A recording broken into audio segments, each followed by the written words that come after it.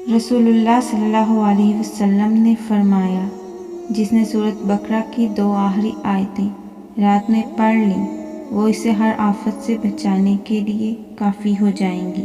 تم جہاں ہو اپنے دل میں اللہ کا خوف رکھو اور گناہ کے بعد نیکی کر لیا کرو کہ یہ نیکی اس گناہ کو مٹا دے گی۔ میری امت کو قیامت کے دن اس طرح بلایا جائے گا کہ ان کی پیشانیاں اور ان کے پاؤں وضو کے اثار کی وجہ سے چمک رہے ہوں گے۔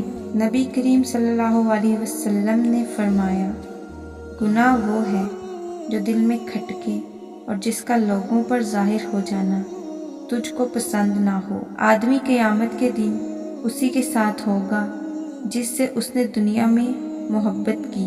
جس چیز میں بے حیائی ہوتی ہے اسے عیبدار بنا دیتی ہے، اور حیا جس چیز میں بھی ہو اسے زینت عطا کرتی ہے۔